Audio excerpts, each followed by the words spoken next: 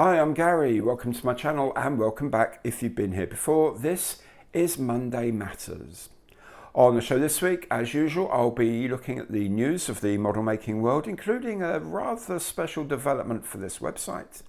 I will be looking at what I've been up to on the bench this week and, of course, announcing the kit of the week. All of these things will be in chapters, so you can hop backwards and forwards as your heart desires. Now, if you like the video, and I really do hope you do, then please make sure you note that by pressing the thumbs up below the like button. And also, if you haven't done so already, please subscribe to the channel. You can do that by clicking on the small logo in the bottom right corner there. Doesn't cost you anything, helps me enormously. If, of course, you want to make a more concrete contribution to the site, you can do that through the Super Thanks button down there. And that, of course, lets me know what videos you particularly like. And you can support the channel in general through Patreon and through Buy Me a Coffee. Links to both of these are in the information box below. Enough of all of that. Let's get on then with the news of the week, starting with a new development for this channel.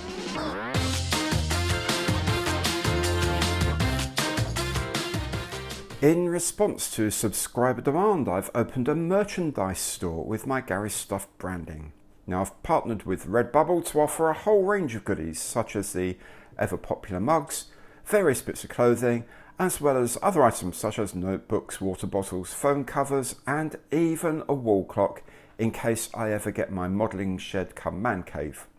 61 different items altogether, each one printed with the Gary Stuff logo, perfect to support the channel or just to treat the Gary in your life.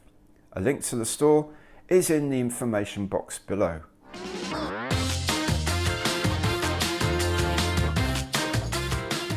Back to kits now, and some say August, some say July, but the new tool Grumman F4 F3 Wildcat in 1/48 is imminent from Edward as a Profi pack.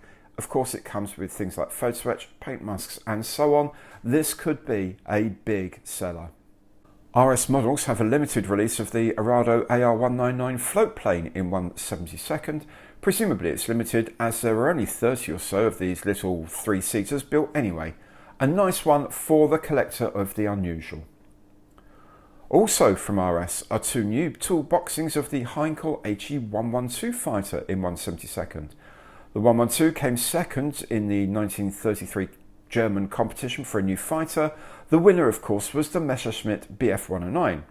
103 of these tidy looking little aircraft were built, as opposed to the 34,000 or so Bf109s. Anyway, RS has them in 6 options. And the HE112 is apparently Aircraft of the Month, as a new kit of it in 1/48 has also been announced by LF Models. Also looking at oddities, RS has a new tool of the Nakajima Karyo in the lineup. Plainly influenced by the Me-262, this aircraft was far too late in the war for Japan, not even reaching the flight of the first prototype.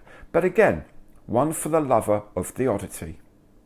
Talking about odd, but actually making it to service, Clearprop has announced the 1/48 kit of the Blackburn Firebrand, the fighter-turned-torpedo bomber.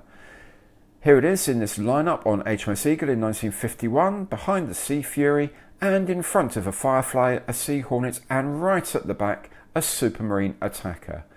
Now, my father was on board at the time too, and is probably one of the people at the back fiddling with the jet on the round down. If, like me, you've built a B-17 but wondered about getting a crew, wonder no longer, because Legend Productions can supply you with an 8-man crew in a range of scales from 1/72 and larger. Kind of makes me want to build a B-17 again. Tamiya has announced a new Comet tank in 1/35 scale. Good to see a major producer taking it on, as the only 1/35 scale Comets at the moment are from Bronco and from Mir Models. 4 Hobby have announced a neat little scimitar in 1/72. Now that's going to be quite a small thing if you compare it with, say, the current 1/72 Tiger or Sherman from Airfix. Still, size, of course, isn't everything.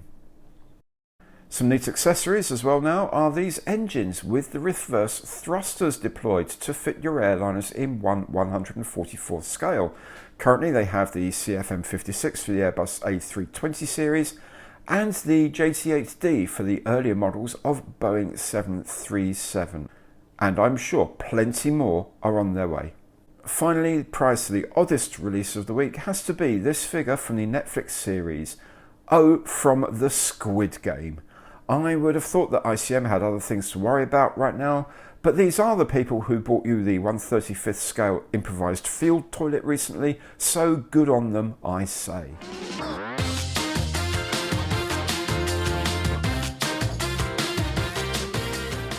On the bench in the last week, I have had the 172nd MiG-29 Fulcrum from ICM in the alleged colours of the mythical Ghost of Kiev from the Russian invasion of Ukraine. Okay, so it's a MiG-29 in pixel camouflage, but as with all such myths, it served a purpose of galvanising the population while honouring the skill and sacrifice of the pilots.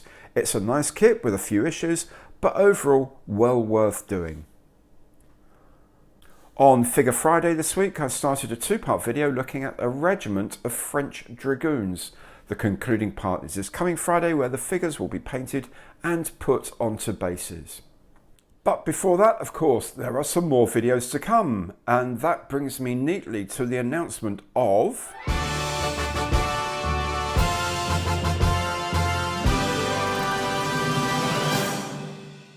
the kit of the week. And for a week I'm taking a break from aeroplanes. I'm building a car, specifically the 1/32nd scale Aston Martin DBR9 from FX.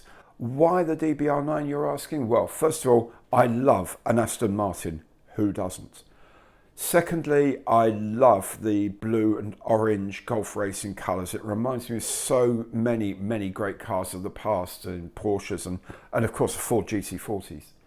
Also, it's the last kit of the big stash I bought last summer. When I first started this, I had the Chipmunk and then I bought a Mosquito, and because people started watching it, people like your very good selves, I then invested a load of money in a fairly big stash of kits that I thought would be fun to build.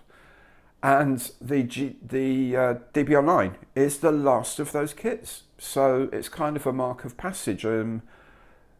Let's see, the anniversary of setting up this channel is in August, so it's just under a year. And this will bring the first year of build, if you like, into some sort of completion. As usual, I'll be doing a box opening tomorrow. I will have the build on Wednesday, and then on Thursday I'll have the combo video, which is the box opening, the build, and of course the bonus historical material. Really looking forward to that. I love watching Aston Martin's race. Okay, that's it for now. I hope you've enjoyed the show as usual. If you have, please do remember to give us the old thumbs up down there with the like button. And if you haven't done so already, please do subscribe to the channel. You do that by clicking on the small logo down there in the bottom right corner. It doesn't cost you anything, helps me enormously. In any case, thank you so much for watching, and I will see you next time.